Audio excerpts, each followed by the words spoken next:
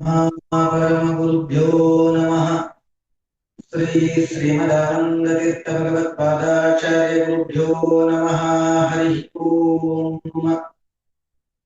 जन्माद्यस्त्रैतन्मयातितरतश्चार्थेष्वभिज्ञस्वराट् तेने ब्रह्महृदाय आदिकवये मुह्यन्ति यं सूरयः तेजो वारिमृतां यथा विनिमयो यत्र त्रिसर्गो मृषा धाम्ना स्वेन सदा निरस्तकुहकं सत्यं परं धीमहि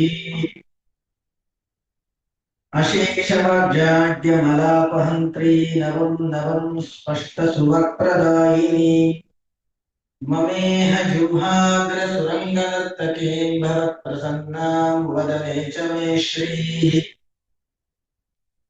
अस्मद्गुरुसमारम्भां टीकाकृत्पादमध्यगां श्रीमदाचार्यपर्यन्तां वन्दे गुरुपरम्पराम्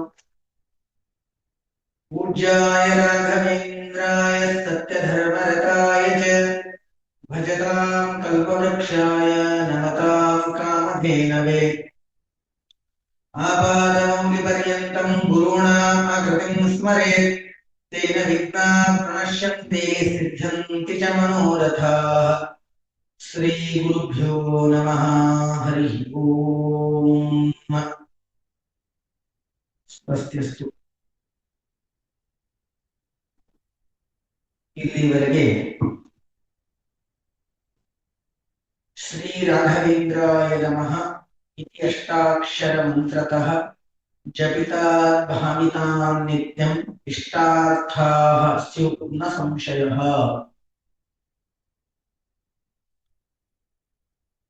ಪ್ರತಿಯೊಬ್ಬರೂ ಸಹಿತ ಈ ದಿವ್ಯವಾಗಿರತಕ್ಕಂತಹ ಅಷ್ಟಾಕ್ಷರಿ ಮಂತ್ರದ ಜಪವನ್ನು ಮಾಡಿದರೆ ಅವರ ಎಲ್ಲ ಇಷ್ಟಾರ್ಥಗಳು ಪೂರ್ಣವಾಗ್ತದೆ, ಅದರಲ್ಲಿ ಸಂಶಯವಿಲ್ಲ ಅಂತ ಈ ರೀತಿಯಾಗಿ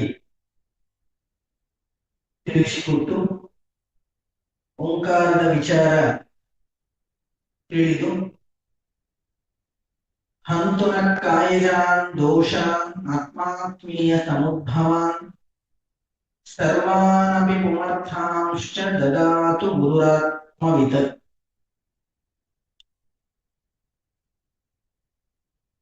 ಕಾಯಜಾನ್ ದೋಷಾನ್ ಹಂತು.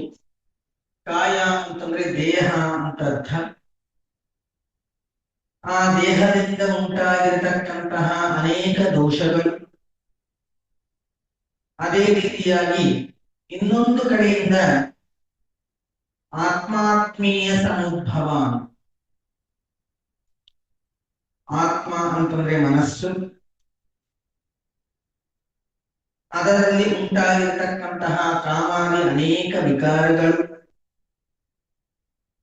ಅದೇ ರೀತಿಯಾಗಿ ಆತ್ಮೀಯರಿಂದ ಉಂಟಾಗಿರತಕ್ಕಂತಹ ಅನೇಕ ದೋಷಗಳು, ಇದು ಎಲ್ಲವೂ ಕೂಡ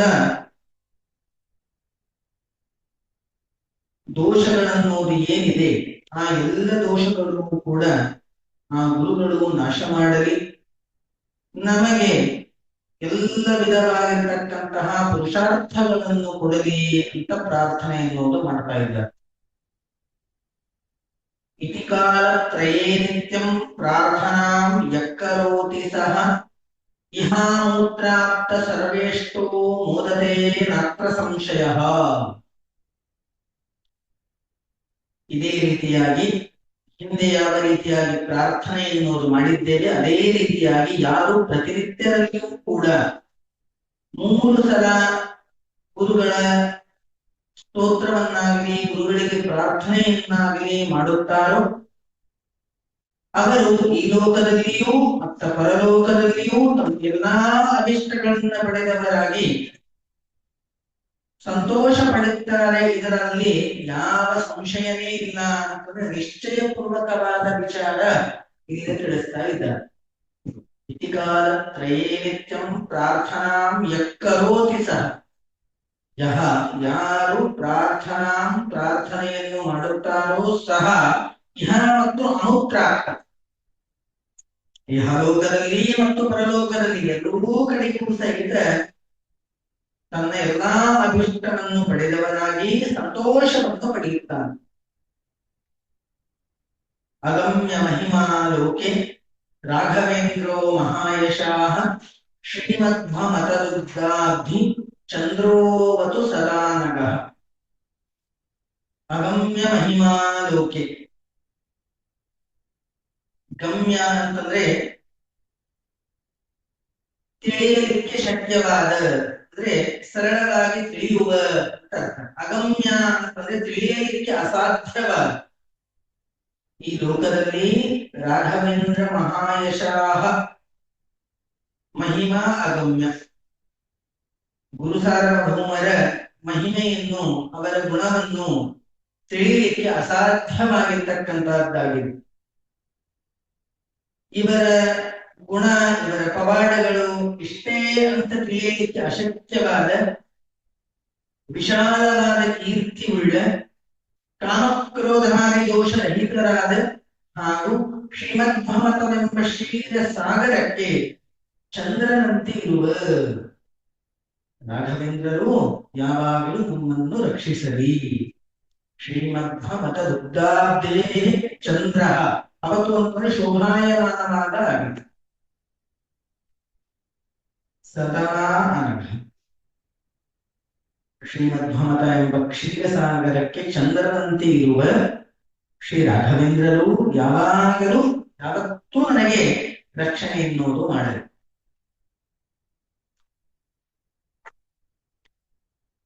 ಅದೇ ರೀತಿಯಾಗಿ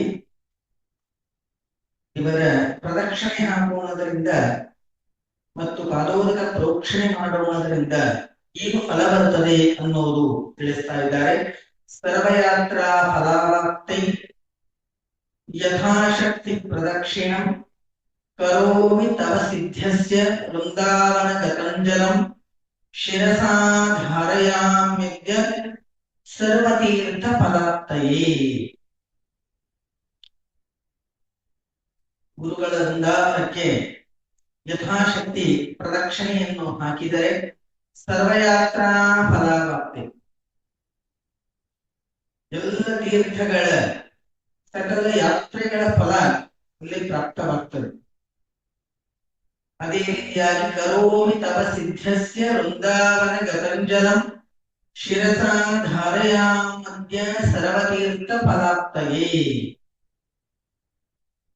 ನಿಮ್ಮ ವೃಂದಾವನದ ಅಭಿಷೇಕ ಮಾಡಿರ್ತಕ್ಕಂತಹ ನೀರನ್ನು ತಲೆಯ ಮೇಲೆ ಧಾರಣೆ ಎನ್ನುವುದು ಮಾಡಿದರೆ, ಪ್ರೋಕ್ಷಣೆ ಎನ್ನುವುದು ಮಾಡಿದರೆ ಸಕಲ ವಿಧವಾಗಿರತಕ್ಕಂತಹ ತೀರ್ಥಯಾತ್ರಾ ಫಲ ಅವನಿಗೆ ಪ್ರಾಪ್ತವಾಗ್ತದೆ. ನೋಡಲಿ, ಅತ್ಯಂತ ಸುಲಭವಾಗಿರತಕ್ಕಂತಹ ಸಾಧನೆ ಆಗಬೇಕು ಅಂತಂದ್ರೆ ಅನೇಕ ವ್ರತ ಪುರಾಣಾದಿಗಳನ್ನು ಮಾಡಿ ತೀರ್ಥಯಾತ್ರಾಟನವೆನ್ನುವುದು ಮಾಡಿಕೊಂಡು ಅನೇಕ ವಿಧವಾದ ಪವಿತ್ರವಾದ ತೀರ್ಥದಲ್ಲಿ ನಿಂತು ನಮ್ಮ ಪಾಪವನ್ನು ಕಳೆದುಕೊಂಡು ಸಾಧಕನಾಗಿರ್ತಕ್ಕಂಥವನು ಅನೇಕ ವಿಧವಾಗಿ ನನ್ನ ಉದ್ಧಾರ ಆಗಬೇಕು ಅನ್ನೋ ಉದ್ದೇಶದಿಂದ ತಾನು ಹೊಡೆದಾಡ್ತಾ ಇರ್ತಾನೆ. ಆ ತವಕ ಅವನಲ್ಲಿ ಇರ್ತದೆ. ಯಾಕಂದ್ರೆ ಕ್ಷುದ್ರವಾಗಿರತಕ್ಕಂತಹ ಈ ಮನುಷ್ಯ ದೇಹ ಯಾವಾಗ ಬಿದ್ದೋಗ್ತದೆ ಎನ್ನುವುದು ಗೊತ್ತಿಲ್ಲ. ಎಲ್ಲಿವರೆಗೆ ಇರ್ತದೆ ಅಲ್ಲಿವರೆಗೆ ಸಾಧನೆ ಮಾಡಿ ಭಗವಂತನ ಒಂದು ಪ್ರಸಾದಕ್ಕೆ ಕಾರಣವಾಗಬೇಕು ಎನ್ನುವುದು ಅನೇಕ ವಿಧವಾದ ವಿಚಾರದಲ್ಲಿ ತೀರ್ಥಯಾತ್ರಾ ಮತ್ತು ನದಿಯ ಸ್ನಾನ ಇದಕ್ಕೆ ವಿಶೇಷವಾದ ಮಹತ್ವವನ್ನು ತಿಳಿಸಿಕೊಟ್ಟಿದ್ದಾರೆ. ಆದರೆ ಗುರು ಸಾರ್ವಭೌಮರ ವೃಂದಾವನಕ್ಕೆ ಒಂದು ಪ್ರದಕ್ಷಿಣೆ ಹಾಕಿದರೆ ಏನು ಹೇಳ್ತಾರೆ? ಸರ್ವಯಾತ್ರಾ ಫಲಾವತ್ತೈ. ಯಾತ್ರಾ ಮಾಡಬೇಕಾಗಿರತಕ್ಕಂತಹ ಏನೇನ ಸ್ಥಳಗಳಿವೆ ಆ ಎಲ್ಲ ಸ್ಥಳಗಳ ಪುಣ್ಯ, ಆ ಸ್ಥಳಗಳಲ್ಲಿ ಹೋಗಿ ನಾವು ಅನೇಕ ದಿವಸಗಳು ಇದ್ದು ವ್ರತ ಉಪವಾಸವೆನ್ನುವುದು ಮಾಡಿ ಆ ಪುಣ್ಯ ಪ್ರಾಪ್ತವಾಗ್ತದೋ ಅದೇ ರೀತಿಯಾಗಿ ಒಂದೇ ಒಂದು ರಾಯರಿಗೆ ಪ್ರದಕ್ಷಿಣೆ ಹಾಕಿದ್ರೆ ಸಾಕು, ಎಲ್ಲ ಪುಣ್ಯವನ್ನು ಕೂಡ ಅಲ್ಲಿ ಅವನಿಗೆ ಪ್ರಾಪ್ತ. ಎಷ್ಟು ಸರಳವಾಗಿರ್ತಕ್ಕಂಥದ್ದು. ಜನರ ಮೇಲೆ ಆ ಜೀವದ ಮೇಲೆ ಮನುಕುಲದ ಮೇಲೆ ಎಷ್ಟು ಅಪಾರವಾಗಿರ್ತಕ್ಕಂತಹ ಕರುಣೆ. ಅದೇ ರೀತಿಯಾಗಿ ಹೇಳ್ತಾ ಇದ್ದಾರೆ, ವೃಂದಾವನ ಗತಂಜಲಂ ಶಿರಸಾ ಧಾರಯ. ವೃಂದಾವನದ ಅಭಿಷೇಕ ಮಾಡಿರ್ತಕ್ಕಂಥದ್ದು ನೀರು ಪ್ರೋಕ್ಷಣೆ ಮಾಡಿದರೆ ಸಾಕು, ಸಕಲ ತೀರ್ಥಗಳಲ್ಲಿ ಬಿದ್ದಿದ ಪುಣ್ಯ ಇಲ್ಲಿ ಪ್ರಾಪ್ತವಾಗ್ತದೆ. ಅದೇ ರೀತಿಯಾಗಿ ಗುರುರಾಯರಿಗೆ ನಮಸ್ಕಾರ ಮಾಡಿದ್ರೆ ಏನು ಫಲ ಇದೆ ಅನ್ನೋದು ಹೇಳ್ತಾ ಇದ್ದಾರೆ. ಸರ್ವಾಭಿಷ್ಟಾರ್ಥ ಸಿದ್ಧ್ಯರ್ಥಂ ನಮಸ್ಕಾರಂ ಕರೋಮ್ಯಹಂ ತವ ಸಂಕೀರ್ತನಂ ವೇದಶಾಸ್ತ್ರಾರ್ಥ ಜ್ಞಾನ ಸಿದ್ಧವೇ. ರಾಯರಿಗೆ ನಮಸ್ಕಾರ ಅನ್ನೋದು ಮಾಡಿದ್ರೆ ಸಕಲ ಅಭಿಷ್ಟವೂ ಕೂಡ ಅವರಿಗೆ ಸಿದ್ಧವಾಗ್ತದೆ. ರಾಯರ ಗುಣಗಾನ ಚಿಂತನೆ ಎನ್ನುವುದು ಮಾಡಿದ್ರೆ, ಅವರ ಹಾಡ ಪದ್ಯಾದಿಗಳನ್ನು ಅಂದರೆ ವೇದಶಾಸ್ತ್ರಾರ್ಥ ಜ್ಞಾನ ಸಿದ್ಧವೇ. ಸಕಲ ವಿಧವಾಗಿರತಕ್ಕಂತಹ ವೇದಗಳು, ಅನೇಕವಾದ ವೇದಗಳು, ಶಾಸ್ತ್ರೀಯವಾಗಿರ್ತಕ್ಕಂತಹ ಅರ್ಥ ಸಚ್ಚಾಸ್ತ್ರದ ಜ್ಞಾನ ಇಲ್ಲಿ ಪ್ರಾಪ್ತವಾಗ್ತಕ್ಕಂತಹ.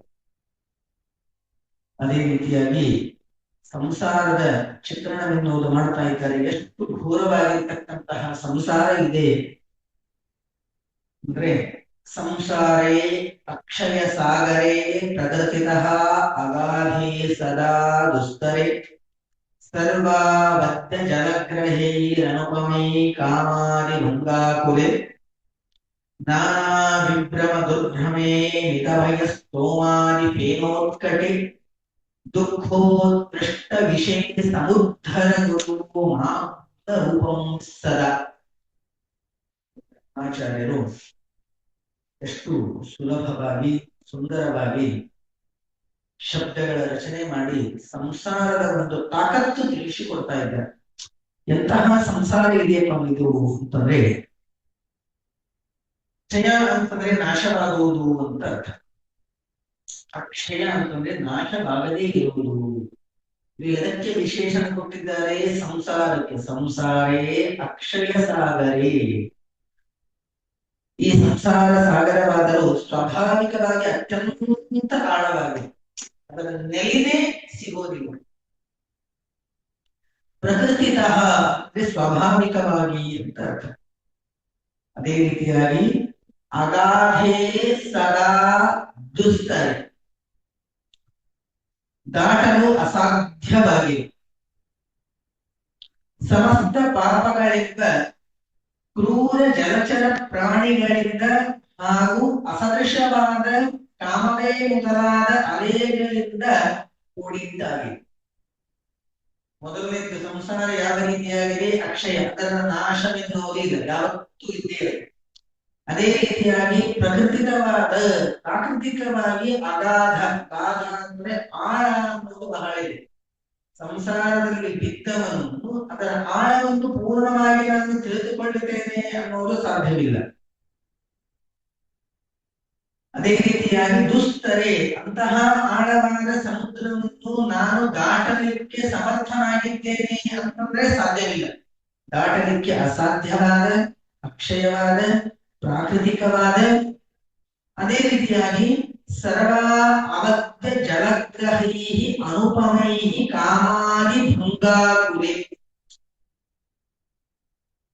ಒಂದು ನೀರಿದೆ ಅಂತಂದ್ರೆ ಅಲ್ಲಿ ಜಲಚರ ಪ್ರಾಣಿಗಳೆನ್ನೋದು ಇದ್ದೇ ಇರ್ತದೆ. ಎಂತಹ ಜಲಚರ ಪ್ರಾಣಿಗಳು ಅಂದರೆ ಪಾಪಗಳಿಂದ ಕ್ರೂರವಾದ ಜಲಚರ ಪ್ರಾಣಿಗಳಿಂದ ಮತ್ತು ತಿಳಿಯಲಿಕ್ಕೆ ಅಸಾಧ್ಯವಾದ ಅಸದೃಶವಾದ ಕಾಮಾದಿ ಭಂಗಾಕುಲೆ. ಭಂಗ ಅಂತಂದ್ರೆ ಅಲೆ ಅಂತ ಅರ್ಥ ಇದೆ. ಸಮುದ್ರ ಅಂತಂದ್ರೆ ಅಲೆಗಳನ್ನೋದು ಬಂದೇ ಬರ್ತವೆ. ಆ ಅಲೆಗಳು ಎಂಥವು ಅಂತಂದ್ರೆ ಕಾಮಕ್ರೋಧ ಲೋಭ ಮೋಹ ಮದ ಮಾತ್ಸರ್ಯ ಮೂಲಭೂತವಾದ ಅಲೆಗಳಿಂದ ಕೂಡಿರತಕ್ಕಂತಹ ಈ ಸಂಸಾರ. ಅದೇ ರೀತಿಯಾಗಿ ನಾನಾ ವಿಭ್ರಮ ದುರ್ಭ್ರಮೆಯ ಅಮಿತ ಭಯ ಸ್ತೋಮಾದಿ ಫೇನೋತ್ಕಟೆ ದುಃಖೋತ್ಕೃಷ್ಟ ವಿಷಯ ಸಮುದ್ಧರ ಗುರು ಮಾಂ ಅಗ್ನ ರೂಪಂ ಸದಾ. ಮಾಮಗ್ನ ರೂಪಂ ಸದಾ. ಇಂತಹ ಅದೇ ರೀತಿಯಾಗಿ ನಾನಾ ವಿಭ್ರಮ ದುರ್ಭ್ರಮೆ, ಅನೇಕ ವಿಧ ವಿಧವಾಗಿರ್ತಕ್ಕಂತಹ ಮೋಹಕವಾದ ಹಾಗೂ ದುಷ್ಟ ವಿಷಯಗಳನ್ನು ಮನಸ್ಸನ್ನು ಸೆಳೆಯುವುದು. ಅಂತಹ ದೊಡ್ಡದಾಗಿರತಕ್ಕಂತಹ ಸುಳಿಗಳು. ಅದೇ ರೀತಿಯಾಗಿ ಮಿತಿಯಿಲ್ಲದ ಭಯಗಳ ಸಮೂಹವೆಂಬ ಗುರುವಿನಿಂದ ತುಂಬಿರತಕ್ಕಂತಹದಾಗಿದೆ. ಫೇನೋತ್ಕಟೆ ಅಂತಂತಾರೆ. ಫೇನ ಅಂತಂದ್ರೆ ಗುರುಗು ಅಂತ ಅರ್ಥ. ಸಮುದ್ರದ ಅಲೆ ಅನ್ನೋದು ಒಂದರ ಮೇಲೆ ಒಂದರ ಮೇಲೆ ಒಂದರ ಮೇಲೆ ಹೊಡೆದಾಗ ಯಾವ ರೀತಿಯಾಗಿ ಒಂದು ಹಿಂದಿನ ಒಂದು ದಡದ ಮೇಲೆ ಗುರುಗವೆನ್ನುವುದು ಬರ್ತದೆ. ಈ ಸಂಸಾರವೆನ್ನುವ ಸಮುದ್ರದಲ್ಲಿಯೂ ಸಹಿತ ಯಾವ ವಿಧವಾಗಿರ್ತಕ್ಕಂತಹ ಗುರುಗು ಅಂತಂದ್ರೆ ಮಿತಿಯಿಲ್ಲದ ಭಯ. ಅದಕ್ಕೆ ಮಿತಿನೇ ಇಲ್ಲ. ಇವತ್ತೊಂದು ಆಯ್ತು ಅಂತಂದ್ರೆ ಇನ್ನೊಂದು ರೆಡಿನೇ ಇರ್ತದೆ. ಇವತ್ತೊಂದು ಆಯ್ತು ಅಂತಂದ್ರೆ ಇನ್ನೊಂದು ರೆಡಿನೇ ಇರ್ತದೆ. ಇಂತಹ ಭಯಗಳ ಸಮೂಹವೆಂಬ ಗುರುಗಿನಿಂದ ತುಂಬಿರತಕ್ಕಂತಹ ದುಃಖವೆಂಬ ದೊಡ್ಡದಾಗಿರತಕ್ಕಂತಹ ವಿಷದಿಂದ ಕೂಡಿರತಕ್ಕಂತಹದ್ದಾಗಿದೆ ಈ ಸಂಸಾರ. ಹೇ ಗುರುಗಳೇ, ಇಂತಹ ಸಂಸಾರವೆಂಬ ಅಕ್ಷಯ ಸಾಗರದಲ್ಲಿ ಪೂರ್ಣವಾಗಿ ಸದಾ ಮುಳುಗಿರುವ ನನ್ನನ್ನು ಏನು ಮಾಡಿದ್ರಿ ನೀವು? ಮೇಲಕ್ಕೆ ಎತ್ತರಿ. ಸದಾ ಮುಳುಗಿ ಹೋಗ್ಬಿಟ್ಟಿದೆ. ನಾನು ಮುಳುಗಿದ ಸತ್ತು ಹೋಗ್ಬಿಡ್ತೇನೆ. ಇಂತಹ ಸಂಸಾರದ ಒಂದು ಚಿತ್ರಣವನ್ನು ಮಾಡಿಕೊಂಡು ನನ್ನನ್ನು ಮೇಲಕ್ಕೆ ಎತ್ತರಿ ಅಂತ ಪ್ರಾರ್ಥನೆ ಎನ್ನುವುದು ಮಾಡ್ತಾ ಇದ್ದಾರೆ. ನೋಡ್ರಿ, ಸಂಸಾರದ ವಿಚಾರದಲ್ಲಿ ಯಾರೇ ಒಂದು ಜ್ಞಾನಿಗಳಾದರೂ ಸಹಿತ ಮೇನ್ ಟಾಪಿಕ್ ಏನಿರ್ತದೆ ಸಂಸಾರ. ಆ ಸಂಸಾರ ಅನ್ನೋದು ಎಷ್ಟು ಒಳ್ಳೆಯದೋ ಅಷ್ಟೇ ಕ್ರೂರವಾಗ್ತದೆ. ಎರಡು ಮುಖ ಇದೆ. ಸುಖನೂ ಇದೆ, ದುಃಖನೂ ಇದೆ. ಇಂತಹ ಸಂಸಾರದಲ್ಲಿ ಭಗವಂತನ ನಾಮಸ್ಮರಣೆ ಮಾಡಲಿಕ್ಕೆ ಯುಕ್ತವಾಗಿ ನಾಮಸ್ಮರಣೆಗೆ ಅನಂತ ಫಲವೆನ್ನುವುದು ಎಲ್ಲಿದೆ?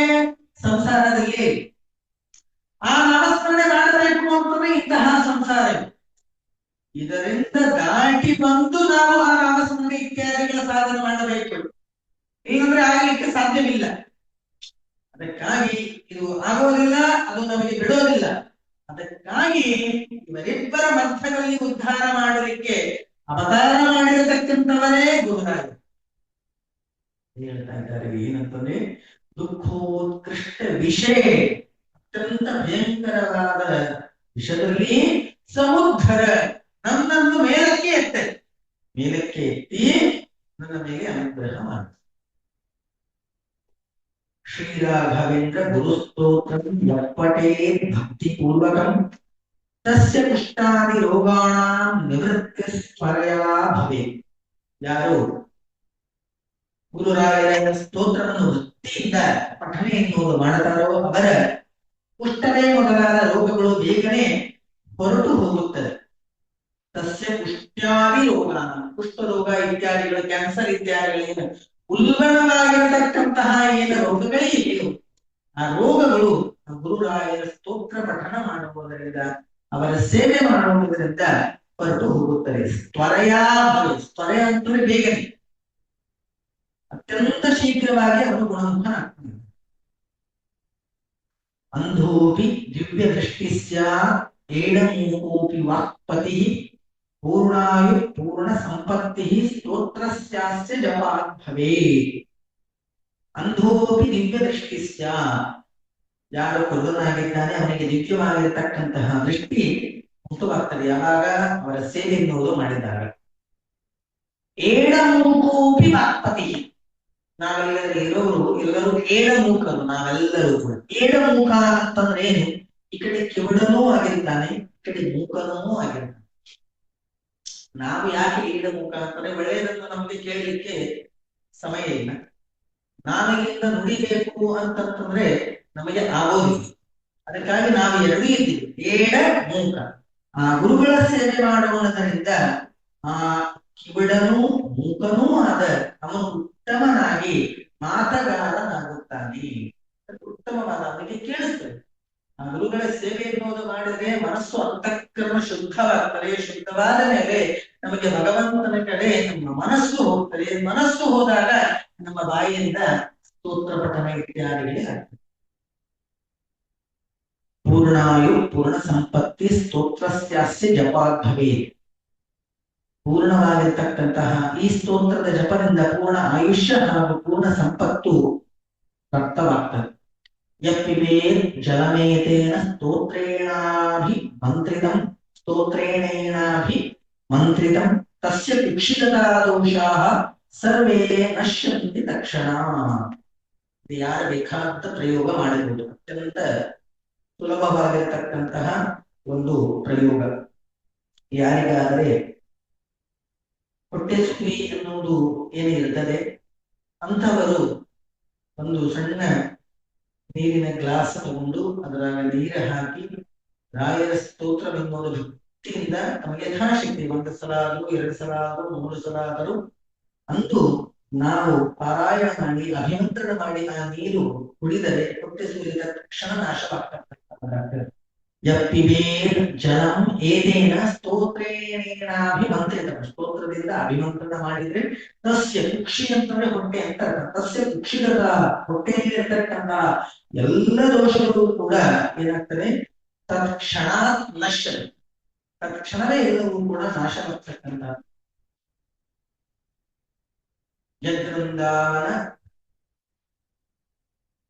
ಯದ್ವೃಂದಾವನ ಆಸಾದ್ಯ ಪಂಗು ಖಂಜೋಪಿ ವಾ ಜನಃ ಸ್ತೋತ್ರೇಣಾನೇನ ಯತ್ಕುರ್ಯಾತ್ ಪ್ರದಕ್ಷಿಣ ನಮಸ್ಕೃತಿ ಸಜಂಗಾಲೋ ಭವೇದೇವ ಗುರುರಾಜ ಪ್ರಸಾದತಃ. ಪಂಗು ಮತ್ತು ಖಂಜೋಪಿ ಅಂತ ಹೇಳಿದ್ದಾರೆ. ಪಂಗು ಯಾರಿಗೆ ಅಂತಾರೆ ಅಂತಂದ್ರೆ, ಪಂಗುವಾಗಲಿ ಅಂದ್ರೆ ಎರಡು ಕಾಲಿಲ್ಲದವನು, ಅಥವಾ ಖಂಜನಾಗಲಿ ಅಂತಂದ್ರೆ ಒಂದು ಕಾಲಿಲ್ಲದವ. ಒಂದು ಕಾಲು ಇದ್ದವನು, ಎರಡೂ ಕಾಲು ಇಲ್ಲದೆ ಇದ್ದವನು ಯಾರು ಗುರುರಾಯರ ವೃಂದಾವನದ ಹತ್ತಿರ ಬಂದು ಈ ಸ್ತೋತ್ರವನ್ನ ಹೇಳ್ತಾ ಪ್ರದಕ್ಷಿಣೆ ನಮಸ್ಕಾರವನ್ನು ಮಾಡುತ್ತಾರೋ ಅವರು ಗುರುರಾಜರ ಅನುಗ್ರಹದಿಂದ ನಿಶ್ಚಯವಾಗಿಯೂ ಕೂಡ ತಿರುಗಾಡಲಿಕ್ಕೆ ಸಮರ್ಥರಾಗ್ತಾ ಇದ್ದಾರೆ. ವೃಂದಾವನ ಆಸಾಧ್ಯ ಹೊಂದಿ ಪಂಗು ಖಂಜೋವಿವಾಜನ,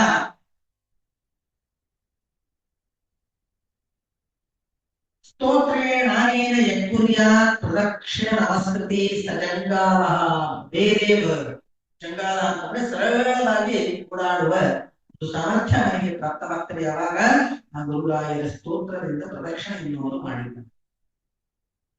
ಅದೇ ರೀತಿಯಾಗಿ ಸೋಮ ಸೂರ್ಯೋ ಪರಾಗೇ ಚ ಪುಷ್ಯಮಾರ್ಗಾದಿ ಸಮಾಗಮೇ ಯೋನುತ್ತಮವಿದಂ ಸ್ತೋತ್ರಂ ಅಷ್ಟೋತ್ತರಶತಂ ಜಪೇ ಭೂತ ಪ್ರೇತ ಪಿಶಾಚಾದಿ ಪೀಡಾ ತಸ್ಯ ನ ಜಾಯತೆ. ಯಾರು ಚಂದ್ರಗ್ರಹಣ ಆಗಲಿ, ಸೂರ್ಯಗ್ರಹಣ ಆಗಲಿ, ಅಥವಾ ಪುಷ್ಯಾರ್ಥ ಯೋಗವೇ ಮೊದಲಾದ ಸಂಭ್ರಮದಲ್ಲಿ ಅತ್ಯುತ್ತಮವಾಗಿರತಕ್ಕಂತಹ ಈ ಶ್ಲೋಕದ ಅಷ್ಟೋತ್ತರ ಜಪವನ್ನು ಮಾಡುತ್ತಾರೋ ಅವರಿಗೆ ಭೂತ ಪ್ರೇತ ಪಿಶಾಚಾದಿಗಳ ತೊಂದರೆ ಯಾವತ್ತೂ ಉಂಟಾಗುವುದಿಲ್ಲ. ಅದಕ್ಕಾಗಿ ಪುಷ್ಯ ನಕ್ಷತ್ರ ಇರಬೇಕು, ರವಿವಾರ ಬಂದಿರಬೇಕು. ಪುಷ್ಯ ಅರ್ಕ ಆ ಎರಡು ಒಂದೇ ದಿವಸ ಬಂದಾಗ ಈ ಯೋಗ ಎನ್ನುವುದು ಬರ್ತದೆ. ಸೋಮ ಸೂರ್ಯ ಉಪರಾಗೇಶ, ಸೋಮ ಅಂತಂದ್ರೆ ಚಂದ್ರ, ಸೂರ್ಯ ಅಂತಂದ್ರೆ ನಮ್ಮ ಸೂರ್ಯ ದೇವರು, ರವಿ ಉಪರಾಗೇಶ ಅಂದ್ರೆ ಗ್ರಹಣ ಕಾಲದಲ್ಲಿ ಅಂದ್ರೆ 3 ಕಡೆಗೆ ಸ್ತೋತ್ರವನ್ನು ಪಠನೆ ಎನ್ನುವುದು ಮಾಡಿದಾಗ ಅವರಿಗೆ ಭೂತ ಪ್ರೇತ ಪಿಶಾಚಾದಿಗಳ ಬಾಧೆ ಎನ್ನುವುದು ಆಗುವುದಿಲ್ಲ. ಸೂರ್ಯಗ್ರಹಣ, ಚಂದ್ರಗ್ರಹಣ ಮತ್ತು ಪುಷ್ಯಾರ್ಕ ಯೋಗ ಈ ರೀತಿಯಾಗಿ ತಿಳಿಸಿಕೊಟ್ಟು ಏಕ ಸ್ತೋತ್ರಂ ಸಮುಚ್ಚಾರ್ಯ ಗುರು ವೃಂದಾವನಂತಿಕೆ ದೀಪ ಸಂಯೋಜನಾ ಜ್ಞಾನಂ ಪುತ್ರಲಾಭೋ ಭವೇ ಧ್ರುವಂ. ಈ ಸ್ತೋತ್ರವನ್ನು ಚೆನ್ನಾಗಿ ಪಠನೆಯನ್ನು ಗುರುಗಳ ಹತ್ತಿರ ದೀಪವನ್ನು ಹಚ್ಚೋಣದಿಂದ ಉತ್ತಮವಾಗಿರ್ತಕ್ಕಂತಹ ಜ್ಞಾನವು ಮತ್ತು ಪುತ್ರವು ನಿಶ್ಚಿತವಾಗಿಯೂ ಕೂಡ ಪ್ರಾಪ್ತವಾಗುತ್ತಾನೆ. ಯಾರಿಗೆ ಸಂತಾನ ಭಾಗ್ಯ ಇರುವುದಿಲ್ಲವೋ, ಅಥವಾ ಸಂತಾನ ತಡವಾಗಿ ಆಗಬೇಕಾಗಿದೆಯೋ, ಅಥವಾ ಪುತ್ರ ಸಂತಾನದ ಅಪೇಕ್ಷೆ ಎನ್ನುವುದಿದೆಯೋ ಅವರು ಗುರುರಾಯರ ಹತ್ತಿರ ಬಂದು ವೃಂದಾವನದ ಮುಂದೆ ಒಂದು ತುಪ್ಪದ ದೀಪವನ್ನು ಹಚ್ಚಿಟ್ಟಿ ಯಥಾಶಕ್ತಿ ಪ್ರದಕ್ಷಿಣೆ, ವೃತರೂಪವಾದ ಪ್ರದಕ್ಷಿಣೆ ಎನ್ನುವುದು ಮಾಡಿದರೆ ಅವರಿಗೆ ನಿಶ್ಚಯವಾಗಿಯೂ ಕೂಡ ಆ ಫಲ ಎನ್ನುವುದು ಪ್ರಾಪ್ತವಾಗ್ತದೆ.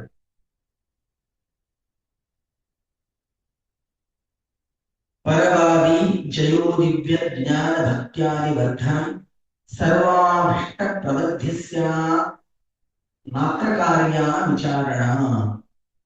ಮೇಲೆ ಹೇಳಿದಂತೆ ದೀಪ ಹಚ್ಚಿದರೆ ವಾರದಲ್ಲಿ ಇತರರನ್ನು ಸೋಲಿಸಲು ಬೇಕಾದ ದಿವ್ಯವಾಗಿರ್ತಕ್ಕಂತಹ ಜ್ಞಾನ ಭಕ್ತಿ ಇವುಗಳು ವೃದ್ಧಿ ಎನ್ನುವುದಾಗಿ ಎಲ್ಲ ಇಚ್ಛೆಗಳೂ ಸಹಿತ ಪೂರ್ಣವಾಗ್ತದೆ. ಸರ್ವಾಭಿಷ್ಟ ಪ್ರವೃದ್ಧಿ ಪೂರ್ಣವಾಗ್ತದೆ. ಇದರಲ್ಲಿ ಯಾವ ಸಂಶಯಗಳನ್ನೋದು ಕೂಡ ಇಲ್ಲ. ಎಲ್ಲವೂ ಕೂಡ ಪ್ರಾಕೃತವಾಗಿರತಕ್ಕಂತಹ ಅಪಾರವಾಗಿರತಕ್ಕಂತಹ ಒಂದು ಭಕ್ತಿಯಿಂದ ಅರುಣಾಚಾರ್ಯರು ಸ್ತೋತ್ರವೆನ್ನುವುದು ಮಾಡಿದ್ದಾರೆ. ಒಂದೊಂದು ಅಸಾಧ್ಯವಾಗಿರ್ತಕ್ಕಂತಹ ಘಟನೆಗಳನ್ನು ತಿಳಿಸಿಕೊಟ್ಟಿದ್ದಾರೆ. ರಾಜಚೂರ ಮಹಾವ್ಯಾಘ್ರ ಸರ್ಪನಕ್ರಾದಿ ಪೀಡನಂ ನ ಜಾಯತೆ ಸ್ತೋತ್ರಸ್ಯ ಪ್ರಭಾವಾನ್ ಮಾತ್ರ ಸಂಶಯ. ಈ ಸ್ತೋತ್ರದ ಪ್ರಭಾವದಿಂದ ರಾಜರಿಂದ ತೊಂದರೆಯಾಗಲಿ, ಕಳ್ಳರಿಂದ ತೊಂದರೆಯಾಗಲಿ, ದೊಡ್ಡ ದೊಡ್ಡ ಹುಲಿಯ ಮೊದಲಾದ ಕ್ರೂರ ಪ್ರಾಣಿಗಳಿಂದ ತೊಂದರೆ, ವಿಷಕರವಾಗಿರ್ತಕ್ಕಂತಹ ಸರ್ಪಗಳಿಂದ ತೊಂದರೆಯಾಗಲಿ, ನೀರಿನಲ್ಲಿರ್ತಕ್ಕಂತಹ ಮೊಸಳೆ ಮೊದಲಾದವುಗಳಿಂದ ತೊಂದರೆ, ಇದೆಲ್ಲವೂ ಕೂಡ ನಾಶವಾಗ್ತದೆ. ರಾಜಚೂರ ಮಹಾವ್ಯಾಘ್ರ ಸರ್ಪ ನಕ್ರಾದಿ ಪೀಡನ. ನಕ್ರ ಅಂದ್ರೆ ಮೊಸಳೆ ಅಂತ. ಸರ್ಪ ನಕ್ರಾದಿ ಪೀಡನ ನಜಾಯತೆ, ಅದಕ್ಕೆ ಬಾಧೆ ಎನ್ನುವುದು ಬರುವುದಿಲ್ಲ. ಯಾವಾಗ ಅಸ್ಯ ಸ್ತೋತ್ರಸ್ಯ ಪ್ರಭಾವೇನ, ಈ ಸ್ತೋತ್ರದ ಪ್ರಭಾವದಿಂದ ಇಲ್ಲೇ ಇದನ್ನು ತಿಳಿಸಿಕೊಡ್ತಾ ಇದ್ದಾರೆ. ಯೋ ಭಕ್ತ್ಯ ಗುರು ರಾಘವೇಂದ್ರ ಚರಣ ದ್ವಂದ್ವಂ ಸ್ಮರನ್ ಯಃ ಪಠೇತ್ ಸ್ತೋತ್ರಂ ದಿವ್ಯಮಿದಂ ಸದಾ ನಹಿ ಭವೇತ್ ತಸ್ಯಾ ಸುಖಂ ಕಿಂಚನ ಕಿಂತಿಷ್ಟಾರ್ಥ ಸಮೃದ್ಧಿರೇವ ಕಮಲಾನತ ಪ್ರಸಾದೋದಯ ಕೀರ್ತಿ ದಿಗ್ವಿದಿತ ವಿಭೂತಿ ರತುಲಾ ಸಾಕ್ಷಿ ಹಯಾ ಕ್ಷೇತ್ರಹಿ. ಅತ್ಯಂತ ಭಕ್ತಿಪೂರ್ವಕವಾದ ಅಪಣಾಚಾರ್ಯರು ವೃಂದಾವನದ ಎದುರಿಗೆ ಬಂದು ಗದ್ಗದವಾದ ಕಂಠದಿಂದ ಎಲ್ಲ ಅಪಾರವಾದ ಗುರುಗಳ ಕಾರುಣ್ಯವನ್ನು, ಪವಾಡವನ್ನು, ಗುರುಗಳ ಮಾಡಿರತಕ್ಕಂತಹ ಪ್ರಸಾದವನ್ನು ಎಲ್ಲ ತಿಳಿಸ್ತಾ ಕೊನೆಗೆ ದರ್ಶನ ಮಾಡುವಾಗ ಎಲ್ಲಿವರೆಗೆ ಬರ್ತಾರೆ ಅಂತಂದ್ರೆ ಕೀರ್ತಿ ದಿಗ್ವಿದಿತ ವಿಭೂತಿ ರತುಲ.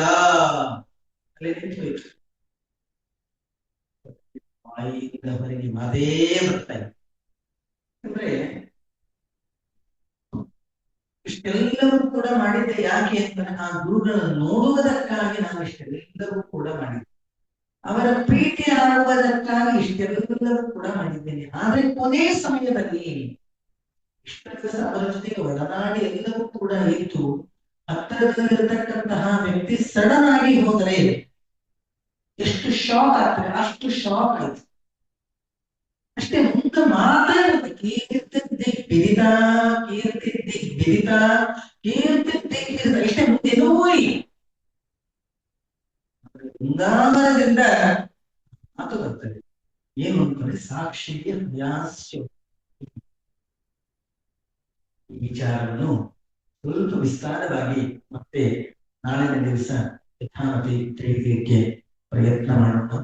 ನಾಳೆಗೆ ಗುರುರಾಯರ ವರ್ಧಂತಿ ಮಹೋತ್ಸವ, ತತ್ಪ್ರಯುಕ್ತವಾಗಿ ನಡೀತಾ ಇರತಕ್ಕಂತಹ ಈ ಜ್ಞಾನ ಸತ್ರದ ಮಹಾಮಂಗಲ ಮಹೋತ್ಸವ. ತಾವೆಲ್ಲರೂ ಕೂಡ ಅತ್ಯಂತ ಭಕ್ತಿಯಿಂದ ಕೇಳಿ ಪುನೀತರಾಗಿದ್ದೀರಿ. ಒಂದೇ ಒಂದು ಕಳಕಳಿ ಏನು ಅಂತಂದ್ರೆ, ಸ್ತೋತ್ರ ಅನ್ನಬೇಕಾದ್ರೆ ಆ ಸ್ತೋತ್ರದ ಅರ್ಥದ ಕಡೆ ಗಮನ ಇಟ್ಟು ನಾವು ಸ್ತೋತ್ರ ಅಂದರೆ ಅದಕ್ಕೆ ಪೂರ್ಣವಾಗಿ ಫಲಪ್ರಾಪ್ತವಾಗ್ತದೆ. ಪೂರ್ಣವಾಗಿ ಫಲಪ್ರಾಪ್ತವಾಗಬೇಕು ಅಂತಂದ್ರೆ ಸ್ತೋತ್ರದ ಅರ್ಥಾನುಸಂಧಾನ ಮಾಡಿಕೊಂಡು ನಾವು ಅದರ ಬಗ್ಗೆ ತಿಳಿಯಲಿಕ್ಕೆ ಪ್ರಯತ್ನ ಮಾಡೋಣ. ಮತ್ತೆ ನಾಳಿನ ದಿವಸ ಯಥಾಮತಿ ಶ್ಲೋಕಾಭಿಪ್ರಾಯ ಶ್ರೀಕೃಷ್ಣ ಅರ್ಪಣಮಸ್ತು.